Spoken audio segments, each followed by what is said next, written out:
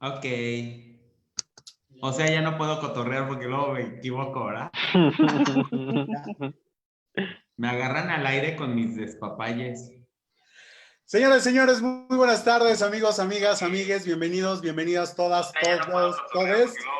Gracias por estarnos siguiendo a través de la página del Observatorio de Derechos Humanos y Diversidad Sexual del Estado de Morelos. Les damos la más cordial de las bienvenidas a nuestro conversatorio del día de hoy, con el cual pues queremos cerrar este ciclo de conversatorios virtuales.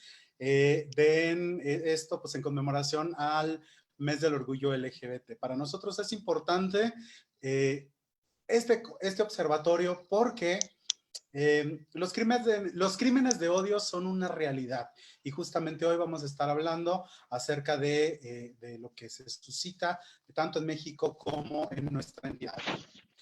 Y bueno, pues conmigo va a estar mi querida y guapísima, ya está ahí lista, Samantha Arellanes. Bienvenida, Sam. Hola, hola a todos, buenas tardes, bienvenidos. Por favor, compartan porque prácticamente desde el Observatorio Ciudadano de Derechos Humanos y Diversidad Sexual estamos haciendo estos conversatorios justo para obtener mayor información de todo lo que pasa, de la historia y todo lo que está en este momento sobre temas de diversidad. Pretendemos hacer esto que no nada más sea por el mes de la diversidad, porque como siempre les he repetido, no somos de la diversidad un día o un mes, somos los 365 días del año y las 24 horas. Y obviamente esto tiene cosas positivas y negativas, pero bueno, justamente este último conversatorio que tenemos por el mes de junio trata sobre un tema muy controversial, pero también un tema que nos tiene que hacer reflexionar. Los crímenes de odio. ¿Qué pasa? El momento, la escena, todo esto. Es muy interesante. Por favor, ayúdenos a compartir este conversatorio que de verdad es muy interesante. Agradecemos también aquí a dos de los tres ponentes que ahorita esperamos ya se integra la tercera persona en este panel. Y bueno, pues vamos a darles la bienvenida, Israel. Es correcto, empezamos obviamente por las damas, por la muñequita de pastel, digo yo. Está con nosotros la fiscal especializada en feminicidios en el estado de Morelos, la maestra Fabiola Yasmín Betanzos. Maestra fiscal, bienvenida, buenas tardes, noches. Muchas gracias, muy honrada por la invitación y bueno, sí es un tema bastante interesante y complejo también, ¿no? Es correcto, pues de esto vamos a estar platicando en esta tarde-noche. Y también está con nosotros el psicólogo Samuel Martínez, él es compañero de Letra S. Samuel, bienvenido. Hola, buenas tardes al observatorio y a las personas que nos están viendo en este momento. Eh, qué buen momento después de lo que fue para nosotros, por ejemplo, la marcha virtual de la Ciudad de México. Sí. Qué buen momento que retomemos este tema tan importante para la comunidad LGBT, pues puesto que, como dice Samantha, se es diverso todo el año, todo el tiempo se es diverso y por ello el riesgo de sufrir un crimen de odio también es permanente, no ocurre solo una vez al año, ocurre siempre y es un tema que vale la pena tocar el día de hoy, ¿no? Entonces, pues, vamos a darle. Claro, por supuesto. Y bueno, pues estaremos en espera también de nuestra tercer personalidad que nos estará acompañando, que es Gloria Cariaga. Ella pertenece y es directora general de Fundación Arcoiris, una fundación que también está haciendo un trabajo bastante sonado y bastante puntual a nivel nacional con el Observatorio justamente nacional que tiene que ver con crímenes de odio. Samantha. Claro que sí, pues qué mejor poder entrar a este tema desde la parte nacional para venir aterrizando a lo que pasa en nuestro estado. Y en este momento, Letra S sabemos que cuenta con un estudio, un paneo a nivel nacional justamente sobre este tema de crímenes de odio. Tienen estadísticas, tienen una información muy completa y pues qué mejor, Samuel, que tú nos digas toda esta información. Adelante.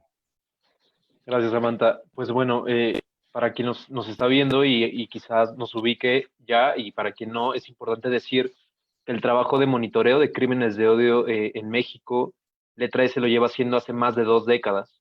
Entonces, hemos trabajado en pulir un sistema que nos permita alcanzar la mayor cantidad de crímenes de odio, porque Nuestro registro se basa en monitorear medios de comunicación, periódicos, blogs virtuales, organizaciones locales nos reportan, y con ello, el día de hoy, podemos registrar cerca de 441 crímenes de odio en México en un lapso de 5 años.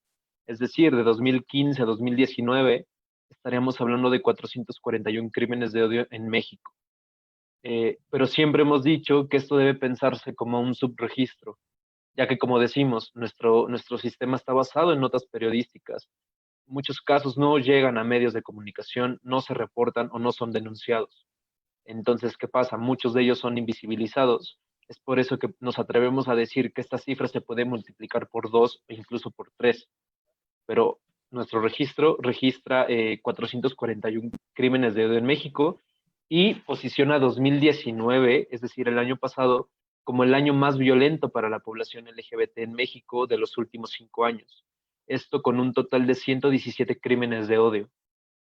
Eso es alarmante porque si lo pensamos en términos prácticos, equivale a decir que una persona LGBT es asesinada una persona LGBT es asesinada cada tercer día en México. Eso es terrible, ¿no? Y también se refleja en comparación a años anteriores a que aumentamos en un 30%. Por ejemplo, en 2018 tuvimos 92 casos. Y si la tendencia sigue y si el trabajo institucional sigue sin ser sólido, la tendencia es que estos crímenes van a seguir aumentando y que el próximo año posiblemente registremos más casos y que la violencia sea mucho más brutal en contra de la población LGBT. Es correcto, los crímenes de odio se han dado de manera sistemática durante mucho tiempo, pero, bueno, damos la bienvenida, ya está por acá nuestra querida Gloria Cariaga. Ella, decíamos, es la directora general de Fundación Arcoiris, y también decíamos que está haciendo el trabajo bastante conciso a nivel nacional con el Observatorio Nacional de Crímenes de Odio contra Personas LGBT. Querida Gloria, buenas tardes, te saludamos desde Morelos. Buenas tardes, muchísimas gracias y una disculpa de que me tardé un poco en entrar porque estaba en otra sesión. Así es, pues continuamos contigo, Gloria. ¿Cómo surge esta necesidad de lanzar un observatorio nacional específico para puntualizar estos crímenes de odio en contra de la diversidad sexual? Mira, realmente, pues nosotros en el trabajo, sobre todo en el trabajo internacional, realmente era un motivo de vergüenza, podríamos decir, el que en nuestro país aparezca desde hace mucho tiempo como el segundo país en crímenes de odio contra personas LGBT en el mundo. Y que efectivamente no veíamos ninguna acción de parte del gobierno para cambiar esa situación, a pesar de que nosotros impulsamos en 2016 el que el gobierno tuviera una postura política más abierta, más clara en los espacios internacionales en favor de los derechos LGBT, porque México tradicionalmente, lo que nosotros veíamos, es que México tradicionalmente se sumaba a las iniciativas siempre. Nunca, o sea, yo podría decir que yo nunca he visto en mi trayectoria de defensora de derechos LGBT, yo nunca he visto a México oponerse a los derechos LGBT en ninguna discusión internacional. Pero siempre iba como detrás de, sumándose, ¿no? Entonces, en 2016, cuando tuvimos la reunión con el presidente Peña Nieto, una de las cosas que se le pidió es que dejaran de ser seguidores, que tenían que tener un mayor liderazgo en eso, ¿no? Puesto que México quería recobrar incluso su papel de liderazgo de América Latina en esos espacios.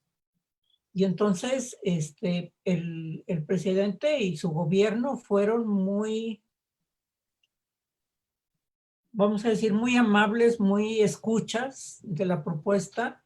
Y prácticamente 3 meses después, el gobierno de México entró a lo que llaman en Naciones Unidas el Core Group, que es un grupo eje o central, en donde se reúnen países que están defendiendo los derechos LGBT. Es un Core Group específico para los derechos LGBT. Y México, a los 3 meses después de la reunión de mayo, ya había entrado a ese, y eso que se tiene que conseguir a otro país para ser parte, tienen que entrar de 2 en 2.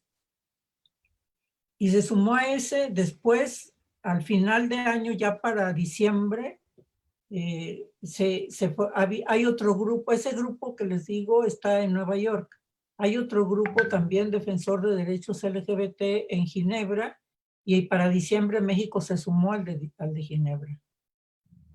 A la siguiente reunión de la OEA, México ya fue promotor de que se creara ese grupo también para las Américas. Entonces nosotros veíamos realmente con beneplácito los avances y cómo México efectivamente fue tomando más la palabra para hablar en favor de los derechos LGBT en esos espacios. Pero con respecto a los crímenes, no pasaba nada, ¿no? O sea, las acciones dentro del país, bueno, me parece que las iniciativas que mandó Peña Nieto, que fueron 5 o 6, pues todas se cumplieron, menos lo del matrimonio igualitario y menos la de la reforma legislativa, vamos a decir, que era matrimonio igualitario e identidad de género. Pero los protocolos en la PGR, el avance o la inclusión de ciertos temas en educación sexual, o sea, sí, otras cosas, el reconocimiento de las familias en los documentos, ¿no? Entonces, sí hubo cosas en las que se avanzó, pero en la mayoría de las cosas que llevamos se avanzó, pero en esto que tenía que ver con los crímenes, nada. Entonces, lo que nosotros hicimos, porque dijimos, ahora va a salir peor, porque México ya aparece a nivel internacional como paladín de los derechos LGBT, y resulta que, pues que seguimos con la misma situación.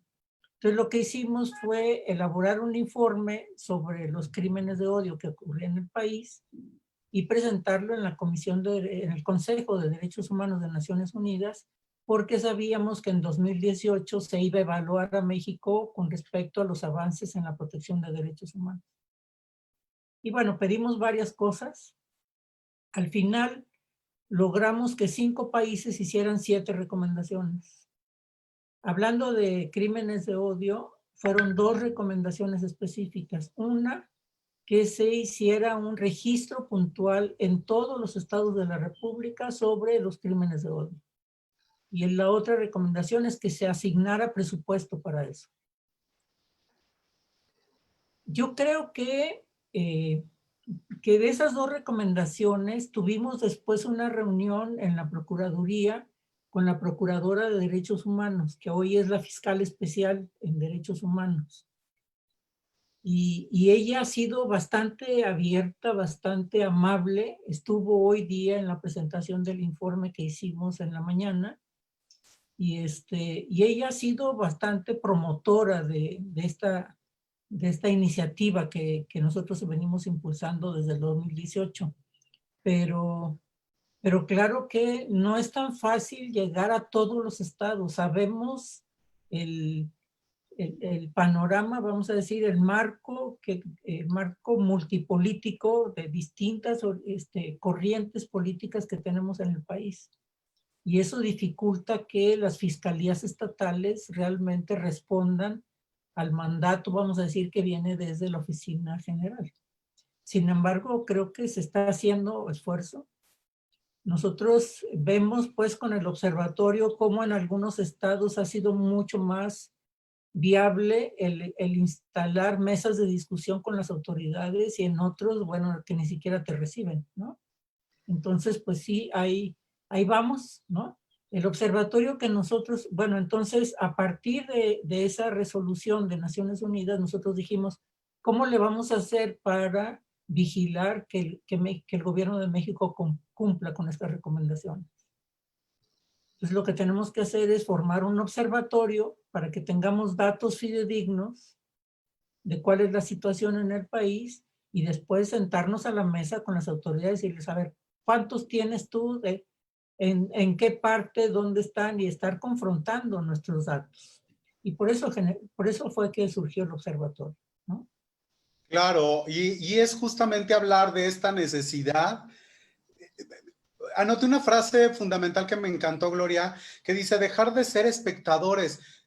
fiscal justamente especializada en feminicidios en Morelos. ¿Cómo podemos involucrar a los impartidores de justicia para asumir de alguna manera involucrarse en el tema, ¿no? Y también empezar a ver con distintos ojos, las carpetas de investigación que a veces llegan y que son tratadas como crímenes pasionales y como otras líneas, ¿no? Y no realmente darle el punto como crimen de odio. Sí, mira, a mí me parece que tenemos que tomar en cuenta también la dificultad que tenemos en México con el tema de sexualidad. La ignorancia sobre sexualidad y sobre derechos humanos es realmente aberrante para nuestro país. Porque México se quiere colocar como un país moderno, ¿no? Progresista, de avance, cuando realmente traemos arrastrando el machismo, la homofobia, el racismo, pero fuertísimo en el país. Las encuestas de CONAPRED son realmente para llorar, los resultados de las encuestas, ¿no? Entonces tú dices, pero ¿cómo es posible que tanta gente todavía tenga esa forma de pensamiento? Y pues ahí yo creo que educación tiene una responsabilidad muy, muy grande, porque no se ha hecho mucho, porque me parece que los recursos que tienen CONAPRED y los pocos COPREDs que existen en los estados, pues no da para que hagan toda la tarea que le tocaría al hacer. Claro, es correcto. Fiscal.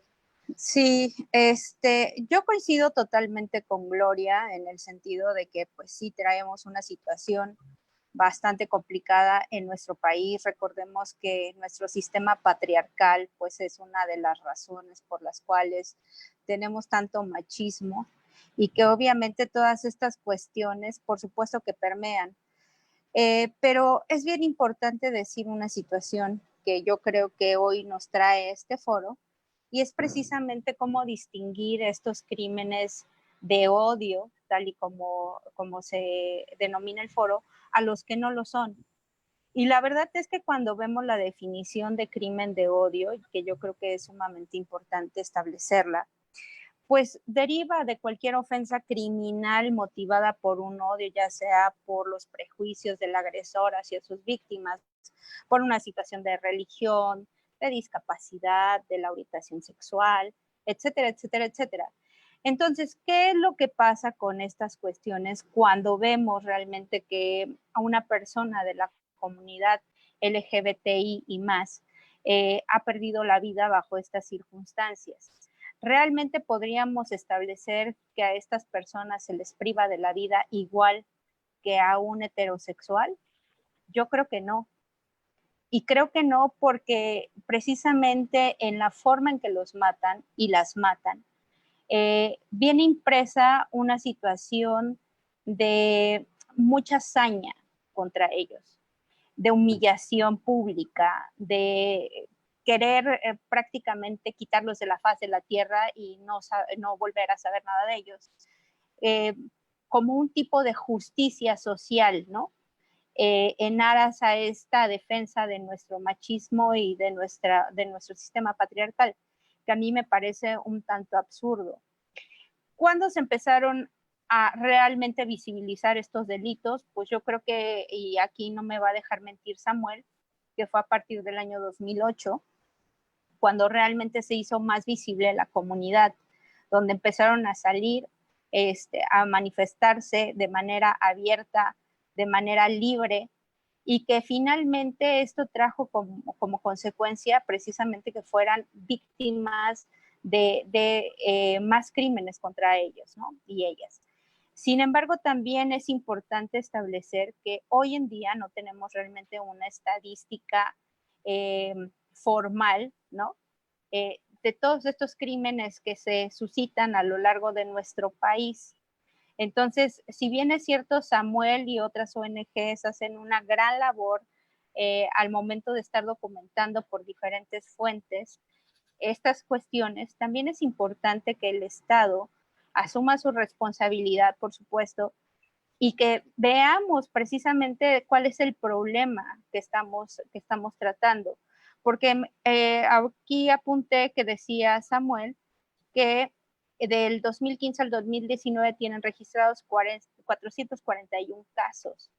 Pero también coincido en el sentido de que, ¿y cuáles tantos nos han denunciado o tantos cuáles no se han investigado como deben de ser?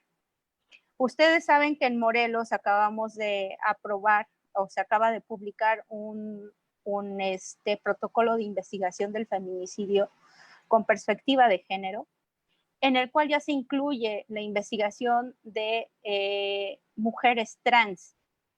Entonces, esto es un superavance porque finalmente tenemos esta perspectiva de género que debe de permear en todos los funcionarios públicos y que finalmente las cuestiones que nosotros vemos todos los días y que aquí no me van a dejar mentir Samantha y todos los demás, que lo que vemos en los medios de comunicación precisamente es esta falta de perspectiva de género y esta discriminación constante, ¿no? O sea, los encabezados que aparecen en los medios de comunicación de verdad que son súper lamentables, porque, por ejemplo,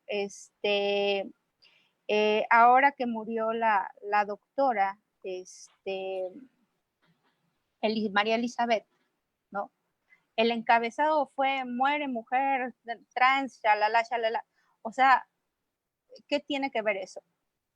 Finalmente ella era una mujer en toda la extensión de la palabra. Por eso yo estoy en desacuerdo con que se traten como transfeminicidios. Si tienen una identidad de género como mujeres, se les debe tratar como mujeres y se acabó. No tenemos que hacer estas distinciones que de verdad a veces me parecen un poco absurdas porque seguimos segregando, ¿no?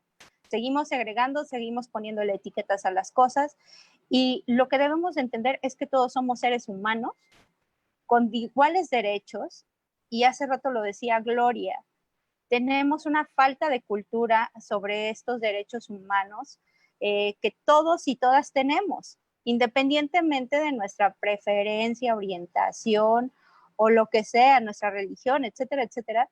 Tenemos que tener en cuenta que tenemos esta situación de ser tratados como seres humanos y como tal estos crímenes que se realizan pues también tienen que ser investigados bajo toda la perspectiva de género y con el debido respeto a los derechos humanos de todas las personas, ¿no? Ok, Antes de... bueno, prácticamente sobre lo que tocan en cuestión de los crímenes de odio como tal, Morelos en este momento está en el tintero por un desafortunado discurso que tuvimos aquí el 22 de marzo, justamente por el obispo Ramón Castro y Castro. ¿Qué pasa con esto? Realmente él en este momento se excusa diciendo, yo no dije lo que dicen que dije. Entonces, ¿qué pasa con estos discursos de odio que pueden emanar desde los líderes religiosos? Y obviamente está clarísimo, las estadísticas están claras. Es un discurso de odio lo que el obispo dijo. ¿Cuáles ustedes, sobre todo desde sociedad civil, cómo lo perciben desde afuera y desde lo nacional? ¿Cómo perciben esta situación que pasa sobre este discurso y la problemática que el día de hoy presentamos en Morelos, los activistas, ante esta queja? Gloria Careaga, por favor. Sí, por supuesto. A mí me parece que no podemos permitir que autoridades, sobre todo quienes tengan quienes se consideran sujetos de opinión pública, emitan este tipo de discursos. A mí me parece que eso es muy preocupante porque precisamente los sujetos de opinión pública tienen un espejo, quiere decir, se reflejan en la sociedad, sus discursos incitan a ciertos comportamientos y en ese sentido me parece que es muy peligroso el que no haya una sanción, una limitación para que estas personalidades continúen emitiendo estas descalificaciones hacia nuestras personas, ¿no? Entonces a mí me parece que es muy grave el que una persona diga, se desdiga, pero que deje sobre la mesa ese tipo de pensamiento, porque sabemos, y eso ha ocurrido en los tiempos recientes en distintos países, que los discursos de las autoridades de cualquier tipo, religiosas, económicas, políticas, tienen un impacto sobre la población, y eso yo creo que todo el mundo lo sabe. Por eso es que opinan, por eso es que emiten esos juicios, pues están buscando realmente generar ciertos comportamientos y una mentalidad específica en la población, ¿no? Y no tiene que ver con una sanción de libertad de expresión, pero recordemos que quienes estamos en medios de comunicación sabemos el hilo delgado de cuando es mi libertad de expresión a cuando estoy incitando con mi comentario una situación de odio. Samuel. Desde escuchando a la fiscal me viene también, me parece muy preciso decir que el odio culturalmente en nuestra sociedad está legitimado desde diferentes frentes, ¿no? Y eso hay que entenderlo. No solo se trata del odio que reside en el agresor, en aquel hombre, o sí, generalmente son hombres los que agreden a la población LGBT. El odio no reside solo en esta persona, es un odio que al final está objetivado en él, pero que es un odio cultural, es un odio institucional que también se manifiesta en la falta de medidas desde las procuraciones de justicia, desde las instituciones, cuando desatienden un tema tan fundamental e importante para la sociedad como lo son los crímenes de odio. Al final, ya no son solo estas figuras religiosas también las que están legitimando el odio. O sea, todo este sistema cultural se expresa no solo en personas, sino también en funcionarios, en líderes de opinión, en líderes religiosos. Pero este discurso de odio tiene, expresado desde estas fuentes, tiene un impacto social terrible.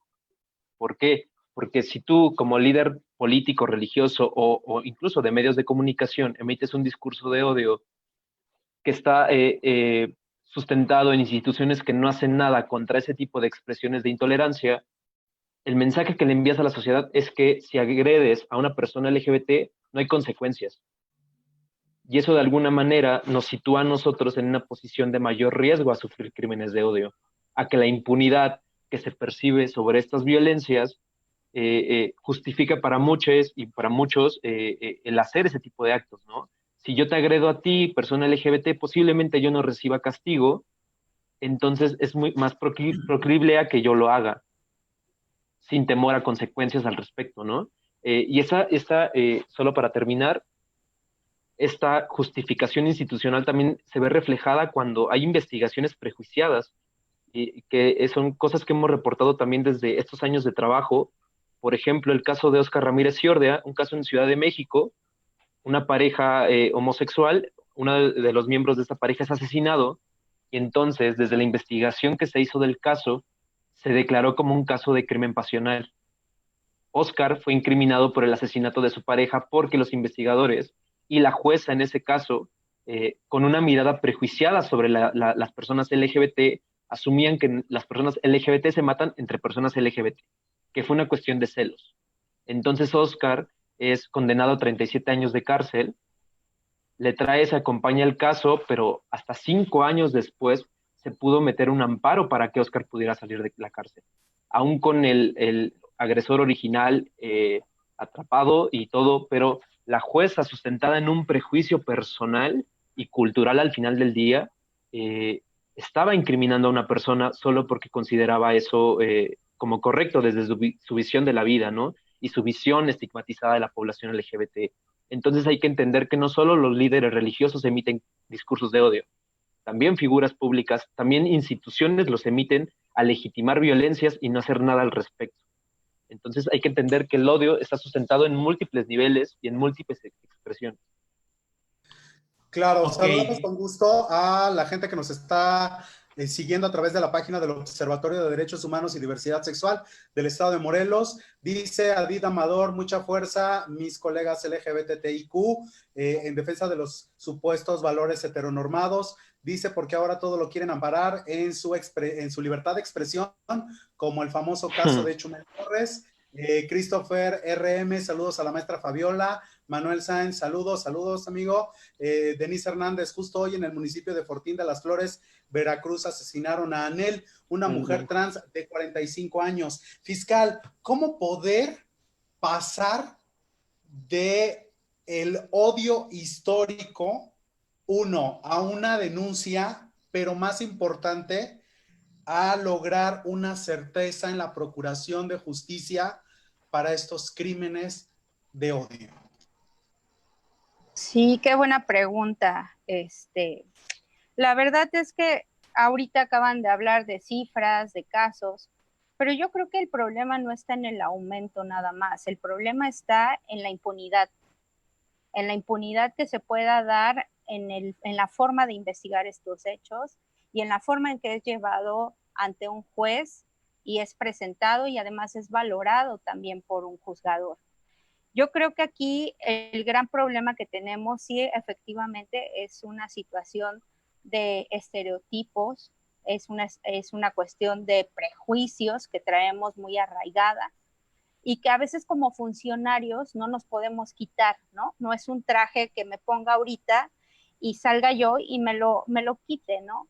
O sea, no, eso es una cuestión que se va formando a lo largo de nuestra vida, pero que precisamente como funcionarios y funcionarias tenemos la obligación de ser totalmente objetivos, de ser imparciales, y que obviamente la propia Constitución, en el artículo primero constitucional, nos obliga a velar por el respeto a los derechos humanos de todas las personas. Entonces, esa parte yo creo que es sumamente importante para llevar esto a buen término. Ustedes saben, por ejemplo, que en Morelos vamos a tener la primer sentencia de una mujer trans que fue asesinada el año pasado de manera brutal por una persona que era cercana a ella. Cuando llevamos este caso al juzgado, ella no había terminado su proceso quirúrgico, pero esto no impidió que nosotros lleváramos el asunto como un feminicidio. O sea, es esta parte de la voluntad también institucional que creo que de repente nos hace falta para poder hacer las cosas. Los instrumentos ahí están. Yo en otro foro decía, parece que estamos en la época de la protocolitis, pero eso no sirve de nada si no los aplicamos de manera adecuada, de manera responsable y sobre todo que cumplan la función que tienen, porque si no, pues ¿de qué sirve? Yo no puedo llegar con una persona trans y decir que porque no está operado, ¿no? Que no tiene la reasignación de sexo de manera quirúrgica, pues no la voy a investigar como feminicidio porque sería absurdo, ¿no? Y esto también es parte del desconocimiento de los funcionarios. Hoy yo creo que más que nada se requiere de una capacitación integral para todos los operadores que estamos involucrados en estos procesos, desde el primer respondiente, vamos, que va a un lugar de intervención, tiene que saber precisamente a lo que se está enfrentando. La autoridad investigadora tiene que aplicar el protocolo correspondiente y obviamente los juzgadores tienen la obligación, ya lo dijo la Suprema Corte de Justicia de la Nación, que tienen la obligación de juzgar con perspectiva de género. Entonces, yo creo que es una serie de obligaciones repartidas, ¿no? Pero que cada uno de nosotros debe de hacer lo que corresponda, porque si no, no sirve de absolutamente nada. O sea, ¿dónde termina mi derecho? Pues donde comienza el del otro, así de sencillo, ¿no? Es así de sencillito. Entonces, nosotros tenemos que tomar en cuenta que si bien es cierto, tenemos este continuum de violencia y de homofobia ¿no? Porque eso es lo que es, al igual que la violencia feminicida, hay un continuum de violencia. En los crímenes de odio, bajo estas circunstancias, también se da un continuum de violencia homofóbica. Entonces, atacarlos desde las situaciones institucionales, pero desde las educativas primero, ¿no? Para que nos vayan educando sobre todos estos temas y sobre todo a ser respetuosos de la diversidad y saber que no nada más existen hombres y mujeres por sus genitales, sino va más allá de ese concepto y que por supuesto tiene que cambiar nuestra forma de pensar porque efectivamente, o sea, hay tantos tipos de homofobia que terminan precisamente en una situación legitimada socialmente, ¿no? Esta violencia se vuelve legitimada y aparte la situación impune, pues la verdad es que yo creo que es lo que más nos duele, ¿no? Oye, fiscal, una pregunta vinculando el tema de, obviamente, el crimen de odio. Muchas veces la gente, la ciudadanía común, no conocemos si tenemos el derecho, en este caso, los activistas fueron por estas declaraciones de odio del obispo a la Comisión de Derechos Humanos. También desde Fiscalía tenemos ese derecho de poder poner estas denuncias. Claro que sí, si hay alguna situación donde algún funcionario o funcionaria de la Fiscalía no respete estos derechos que tienen las personas de la comunidad LGBTI más, tienen la facultad o tienen el derecho de acudir a nuestro órgano interno de control, que son los que nos fiscalizan a nosotros, son los que ven que hagamos nuestro trabajo bien, y también a la Visitaduría General, que iniciarán un procedimiento administrativo, pero que yo creo que esto va más allá de una queja administrativa porque puede convertirse en una situación de discriminación total y que tendrá que ser sancionada con toda la ley, ¿no?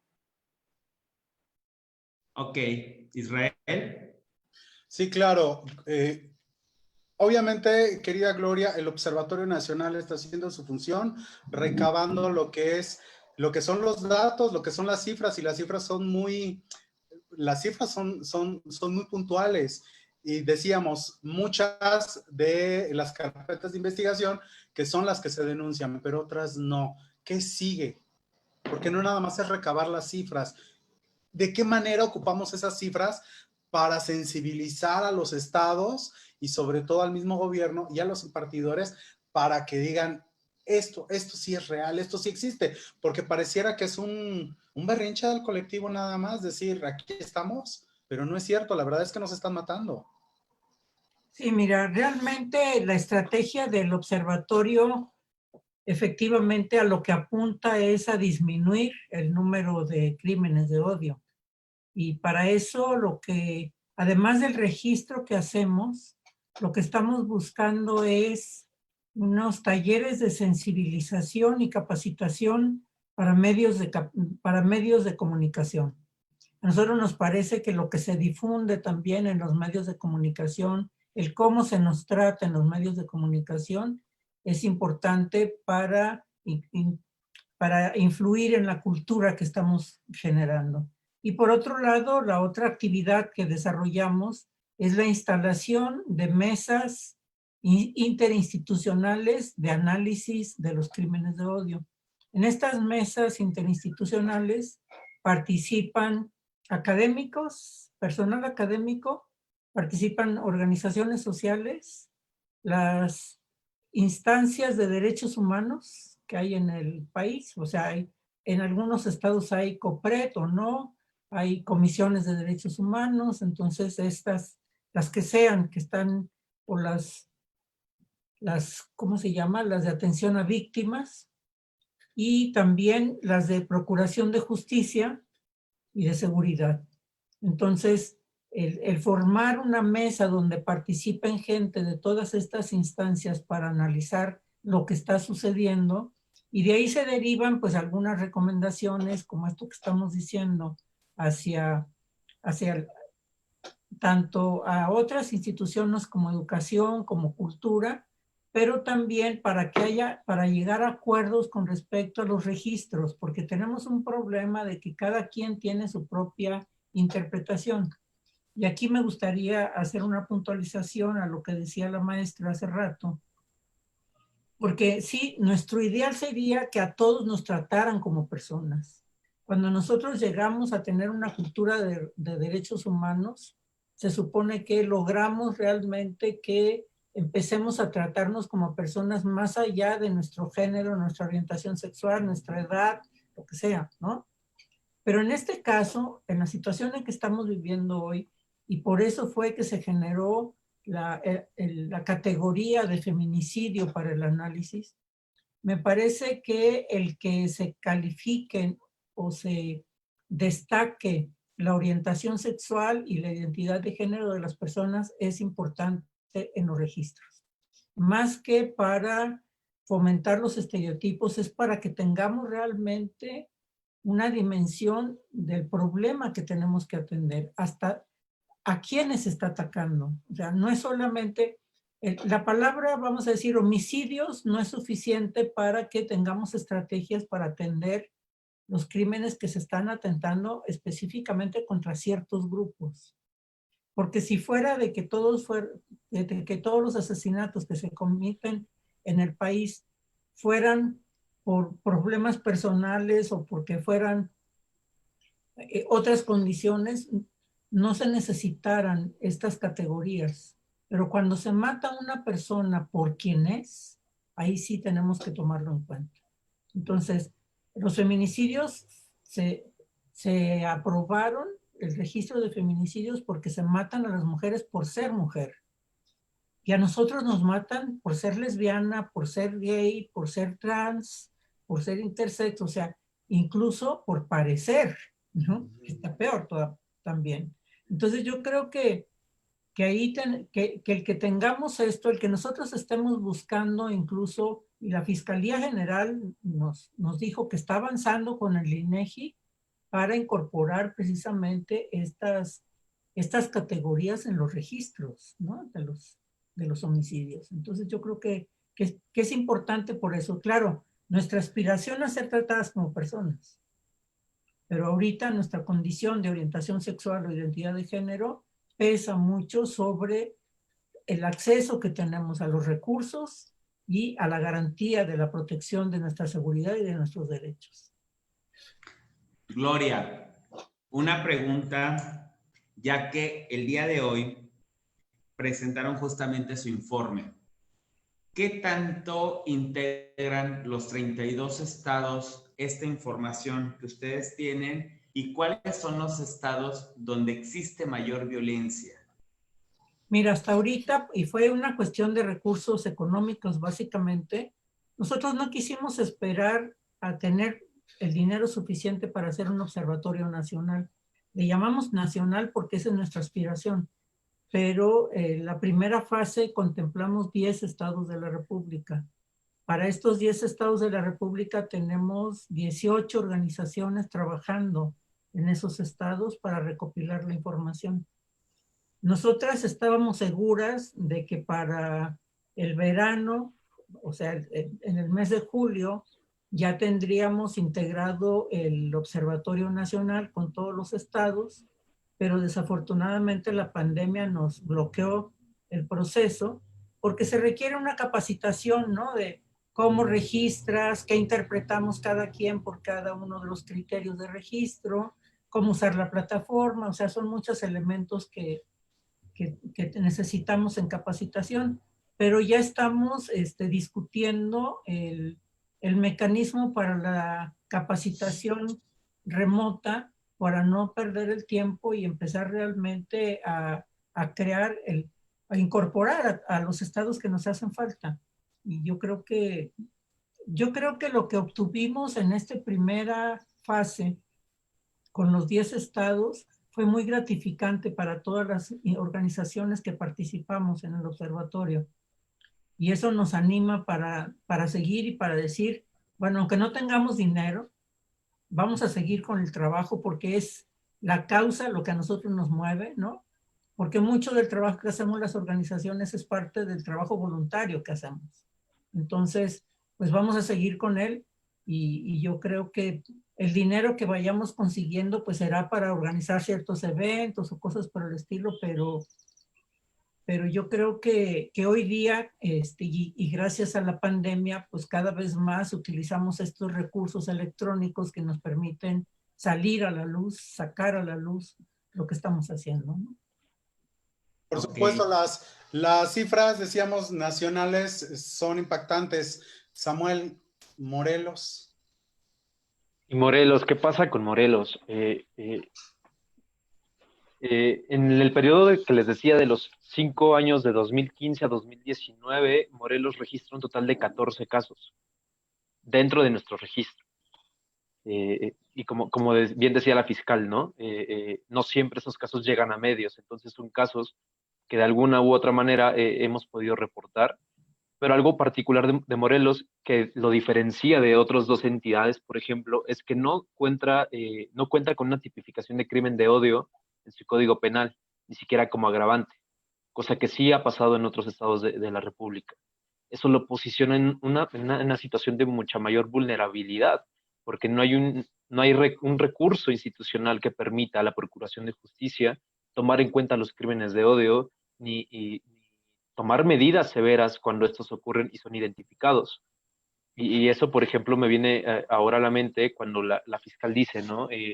Los prejuicios no son un traje que nos podamos quitar un día. Y es por eso que también nosotros creemos que parte importante del trabajo que se tiene que hacer desde las instituciones es el reconocimiento de sus necesidades, el reconocimiento de las limitantes en cuanto a este tipo de situaciones, ¿no?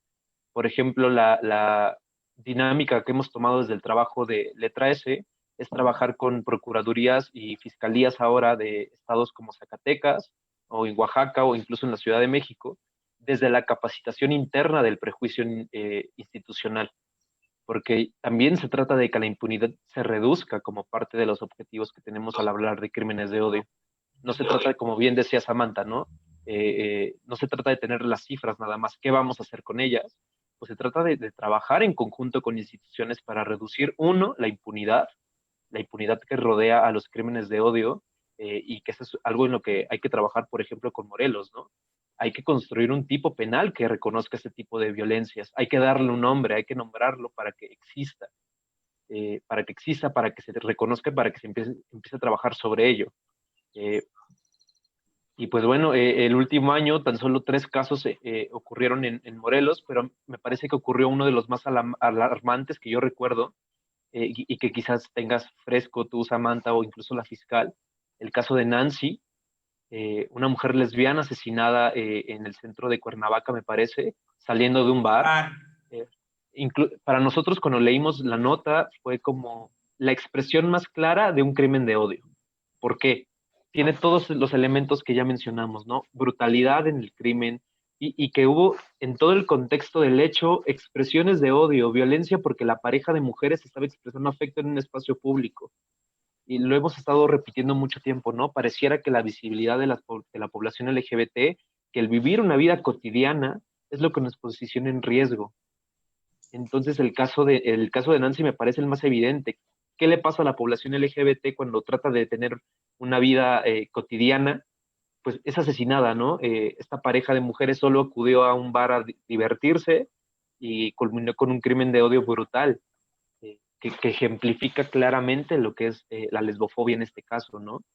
Y así como esos, Morelos también tiene una lista, como les digo, de 14 casos en 5 años, tan solo 3 en el último año, pero no cuenta aún con un tipo penal, no cuenta aún con un trabajo institucional en torno a los crímenes de odio, al reconocimiento de la orientación sexual de las víctimas o de la identidad de género. Pero esto me parece, como les digo, que es un punto de partida muy importante, porque el reconocimiento de las necesidades institucionales es la puerta de entrada para la colaboración con organizaciones, ¿no? O con personas que puedan trabajar en la erradicación del prejuicio institucional en búsqueda de reducir la impunidad de este tipo de crímenes. Yo creo que vamos a colaborar muy bien con Letra S, porque no son 4, tenemos información de más crímenes, nada más en hechos de transfeminicidios, ahora feminicidios del 2019, Claro. que si no mal recuerdo, deben de ser 3 compañeras. Mira, como, y es como te digo, ¿no?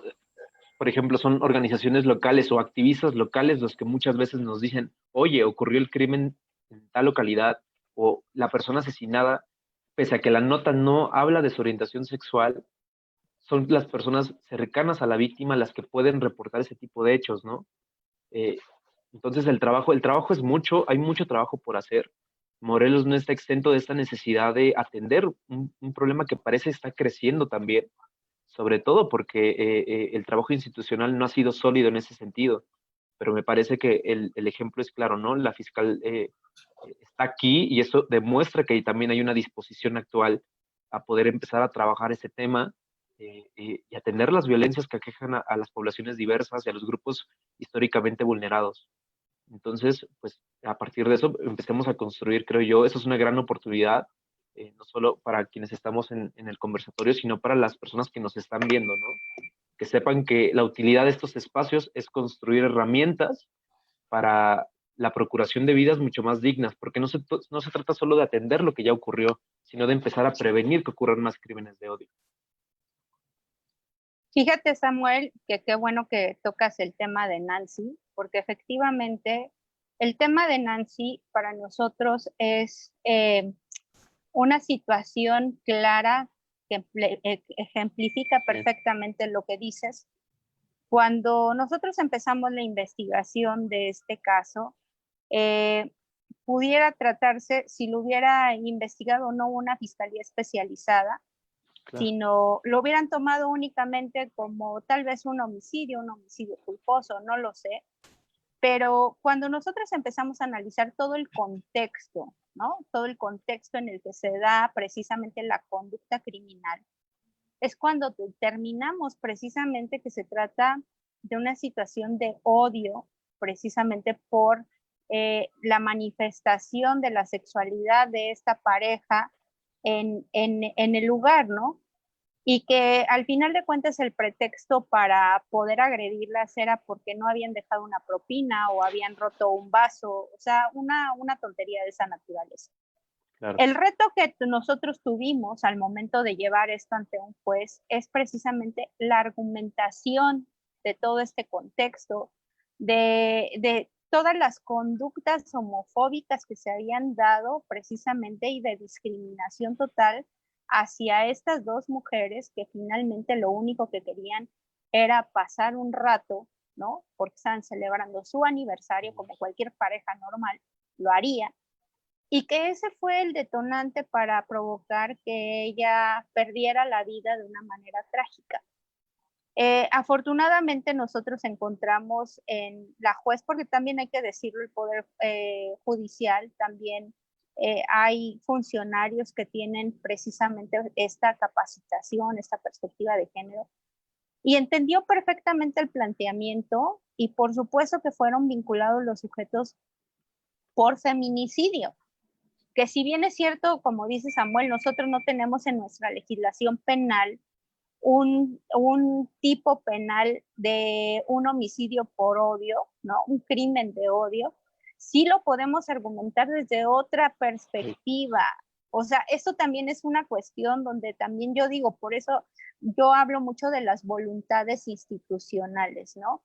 O sea, cuando se quiere, de verdad, créanme que se puede hacer muchas cosas que definitivamente están en nuestras manos como funcionarias y funcionarios, pero que tenemos esta situación de, y yo creo que lo han visto las ONGs que hemos trabajado, a partir de que llega el fiscal general, el maestro Uriel Carmona, él es el primer preocupado en que tengamos esta apertura, que tengamos esta capacitación, que tengamos una fiscalía especializada, ¿no? En feminicidios, que yo coincido totalmente con Gloria, el feminicidio pues es otro ejemplo de crimen de odio por el hecho de ser mujeres nada más, ¿no? O sea, y es increíble que de repente escuchemos que quieren minimizar estas situaciones para dejarlas ahí en un tintero, decir,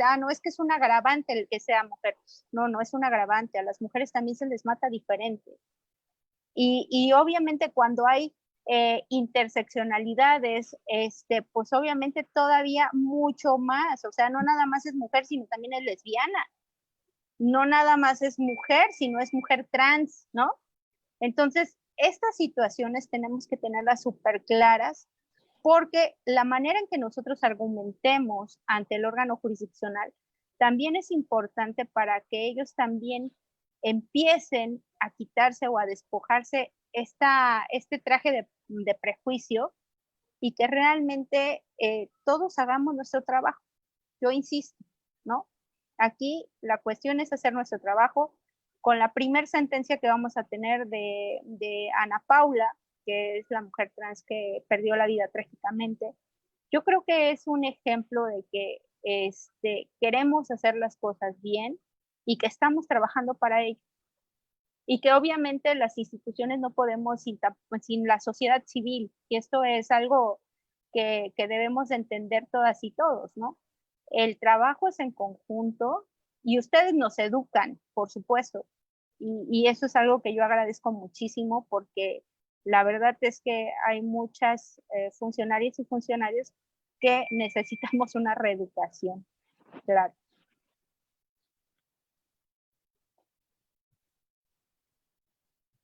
Dirso, Hola. ¿qué comentarios tenemos de nuestro público? ¿Qué nos dicen? A ver, qué interesante. Tenemos mensajes bastante interesantes. Dice por aquí Adida Amador, todos legitiman el odio, sean personalidades o no. Yasmín Gómez Mendoza, saludos Samantha, siempre en defensa de los derechos.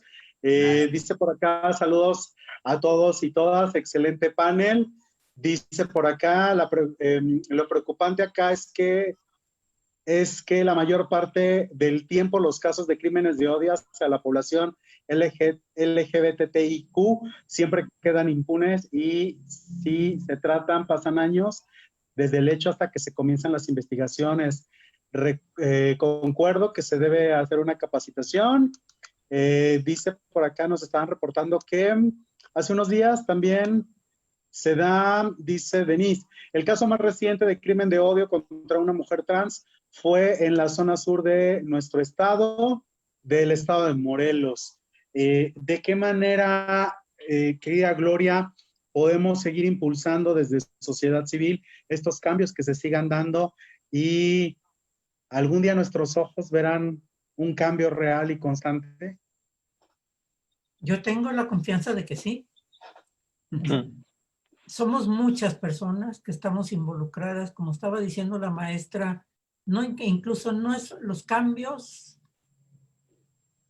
que necesitamos están en todos nosotros. Yo agradezco el comentario de la maestra de decir que nosotros podemos educarles, pero también nosotros nos tenemos que reeducar. O sea, la discriminación es algo que está dentro de la cultura de nuestro país y es algo con lo que tenemos que luchar permanentemente.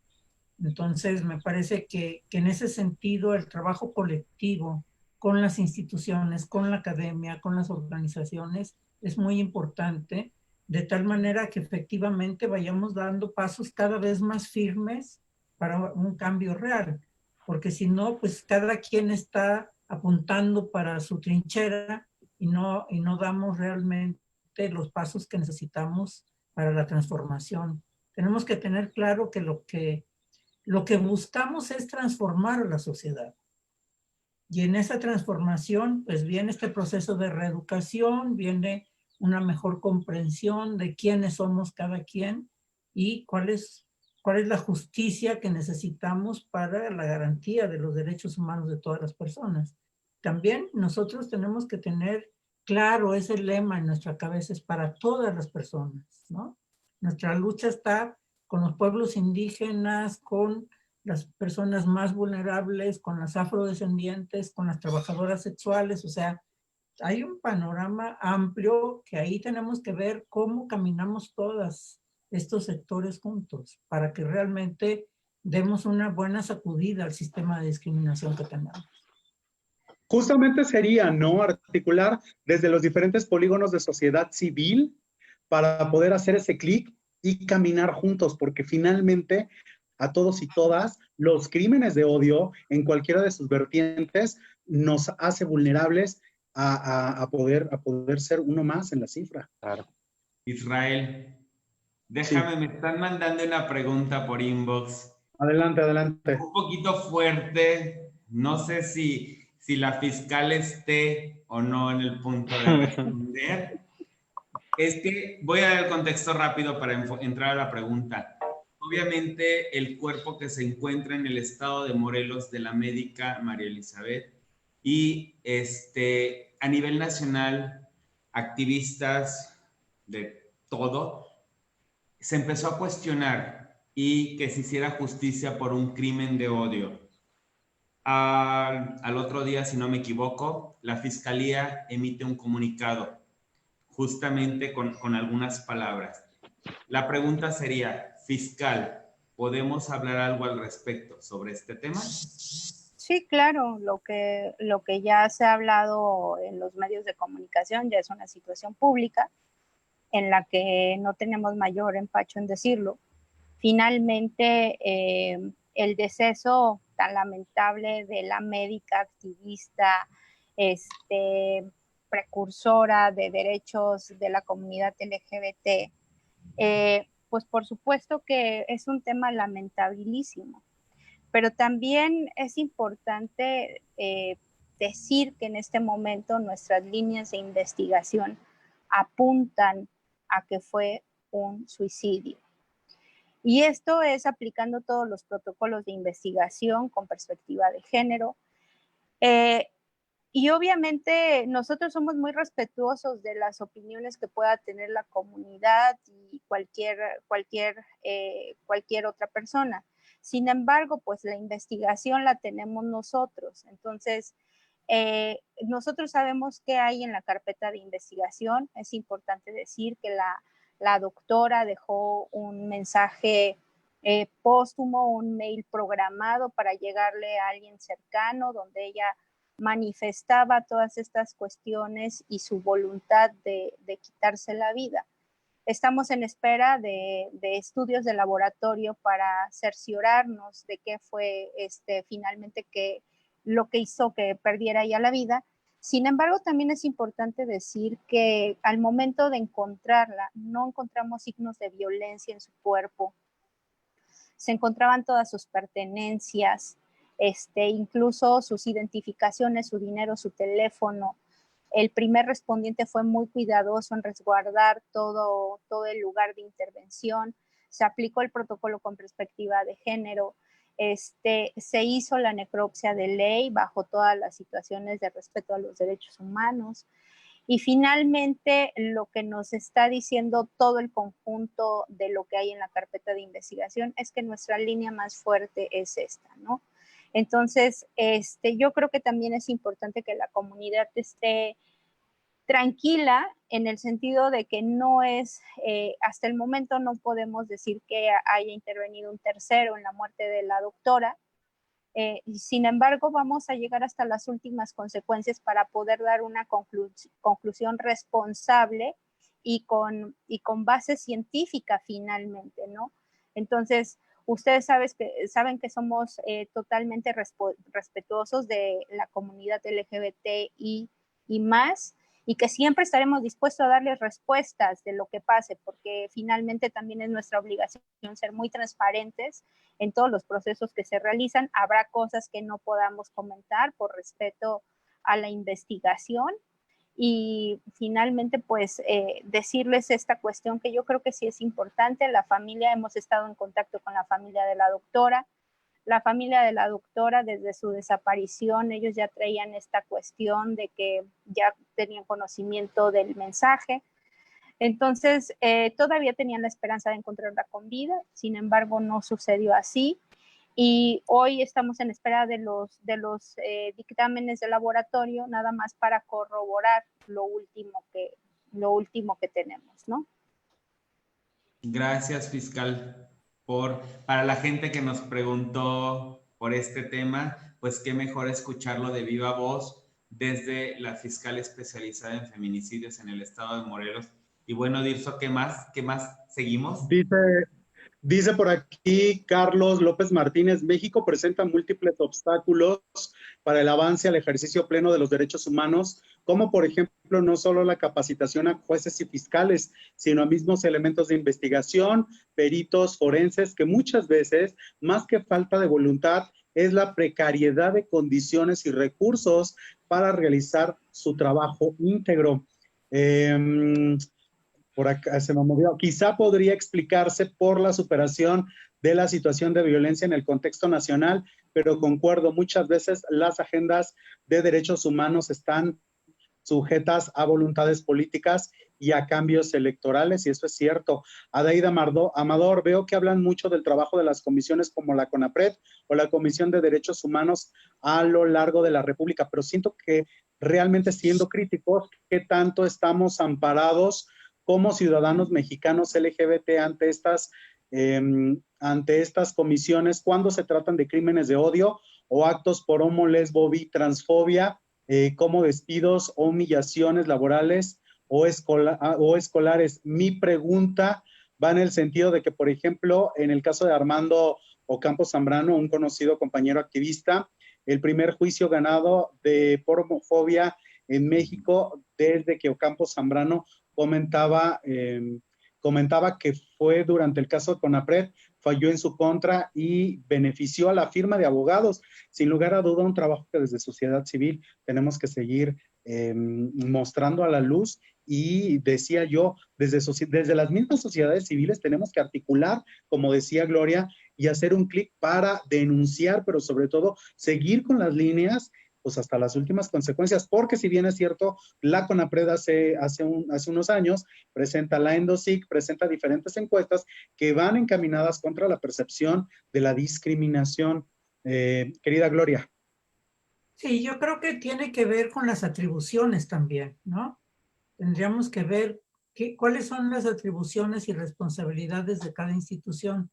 A mí me parece que el trabajo que ha hecho CONAPRED de promoción y de investigación sobre los derechos de las personas LGBT ha sido muy bueno.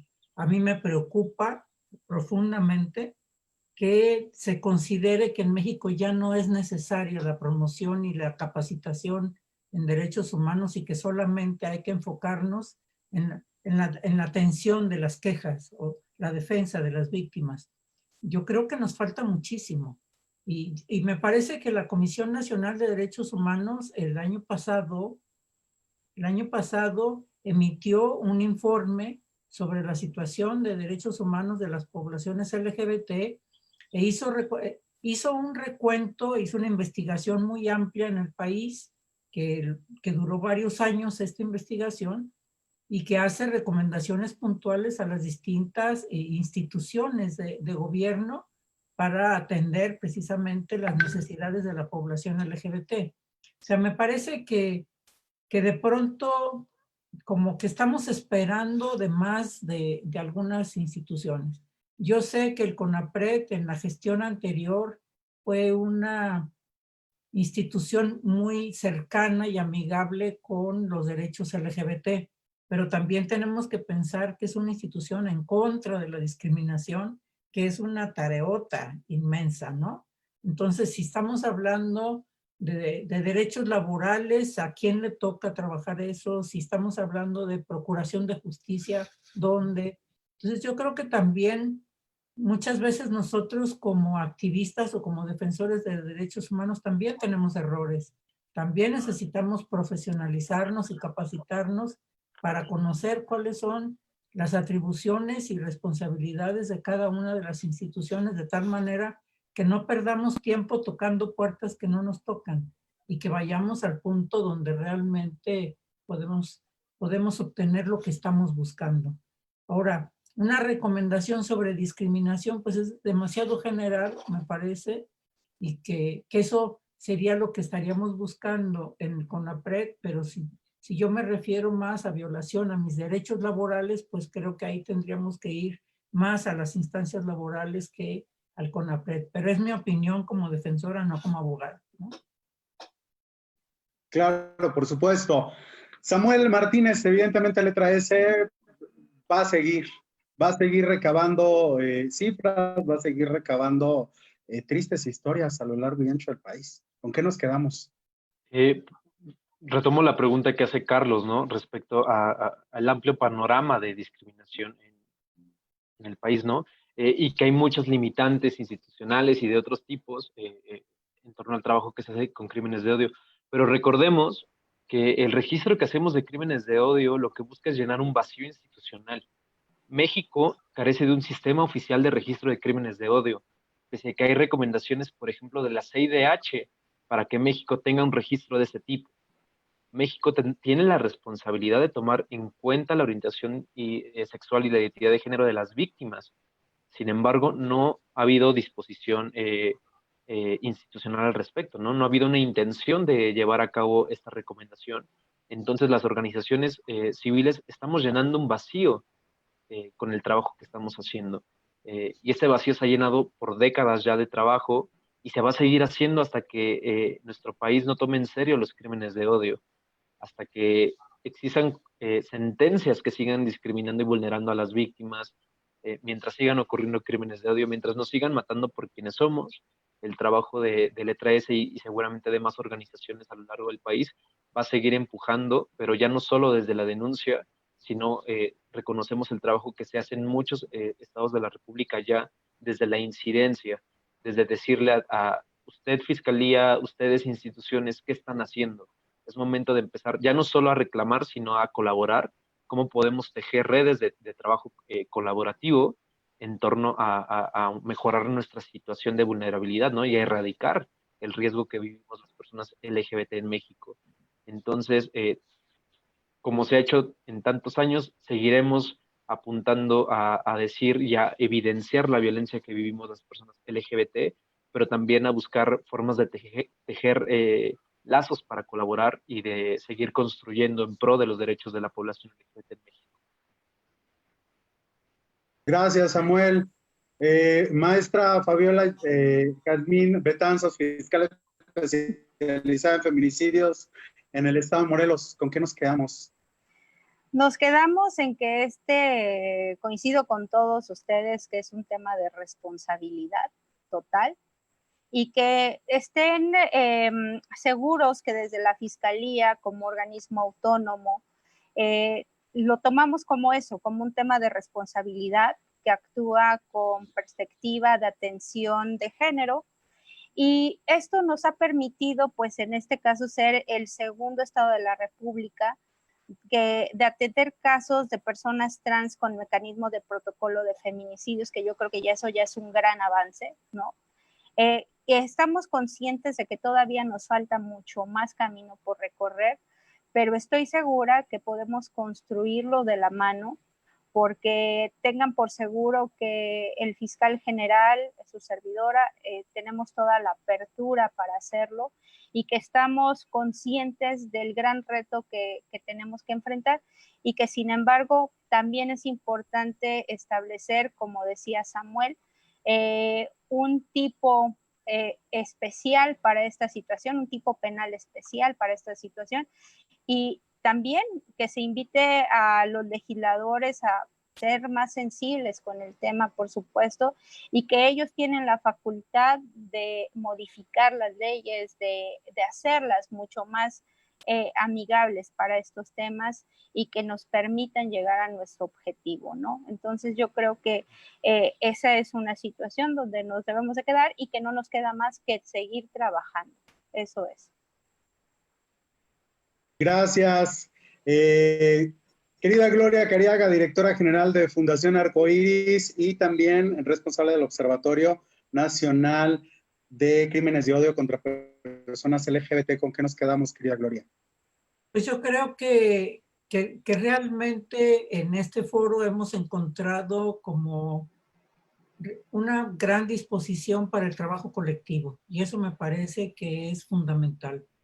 Para nosotras como observatorio me parece que el reconocimiento precisamente de lo que mencionaba Samantha, de la información precisa que tienen las organizaciones en cada uno de los estados, ha de reconocerse. y que el hecho de que hagamos una red cada vez más amplia de organizaciones que le estemos dando seguimiento a esto, no solamente para el registro, como decíamos, sino efectivamente para lograr esta articulación con las instancias del gobierno para que logremos abatir realmente los índices de criminalidad en contra de las personas LGBT, es definitivo, ¿no? Me parece que yo me congratulo de estar en esta mesa donde la fiscal muestra total apertura y disposición para el trabajo con nosotros, y ojalá que otras instancias de gobierno, de seguridad, de derechos humanos o el legislativo que ella acaba de mencionar estén en la misma disposición para que demos pasos firmes para la transformación que estamos buscando. Samantha. Interesante, interesante este conversatorio. Surgió justamente de muchas necesidades que vimos en la semana pasada. Agradecemos la disponibilidad de estos 3 panelistas que estuvieron con nosotros, porque conocemos sus agendas, el abrir ese espacio para que desde Morelos pudiéramos tener esta información y de verdad poder sumar. Tenemos compañeros activistas, digo, Gloria, Samuel, que prácticamente están en las líneas nacionales, pues también que más fiscalías a nivel nacional puedan tener justamente esta sensibilidad al tema, que agradezco fiscal, hemos platicado al respecto y de verdad esa voluntad que siempre hemos reconocido en ti que tienes para esto, ojalá y nos ayudes a seguir replicando dentro de la fiscalía. Sigan más compañeros, porque sabemos, siguen estos talleres en tema de diversidad sexual para la fiscalía desde activistas. Entonces, que sigan avanzando, y bien lo dijiste también, en este caso, trabajar con los jueces, magistrados, estos temas para poder sensibilizar. Yo creo que es lo mejor, y el mejor ejemplo es que tenemos a personas que están teniendo estos cargos y lo están haciendo, y al poder nosotros ejemplificar, nos es más fácil, porque no es llegar y proponer, es algo que ya está hecho y nada más es la voluntad. De verdad, de mi parte, muchas gracias los 3 panelistas, por este conversatorio. Gracias, Dirso, por poder compartir contigo, compañero, nuevamente años compartiendo marchas y ahora compartiendo foros. De verdad que interesante, y la gente que nos siguió, muchísimas gracias. Compartan, por favor, este conversatorio porque tiene temas muy importantes. Así es, a nombre de todos los que conformamos el Observatorio de Derechos Humanos y Diversidad Sexual del Estado de Morelos, Isidro Añorbe, Edgar Márquez, Denise Hernández, Sharon Ontiveros, Monse, Vicente Paredes, Samantha Arellanes y su servidor Israel Dirso, les agradezco profundamente a todos, todas, todes, y evidentemente seguiremos, yo creo que haciendo más trabajo en conjunto con Gloria Cariaga y el Observatorio Nacional, que mucha falta nos hace para seguir avanzando en estos temas. Les agradecemos desde el Estado de Morelos, muchísimas gracias a todos, los abrazo enormemente, cuídense mucho y hasta la próxima. Gracias. Un abrazo. Hasta luego. Gracias, bye. Con ustedes, ¿eh? Un placer. Gracias, Gloria. Abrazos, fiscal. Adiós, Samuel. Chao. Bye.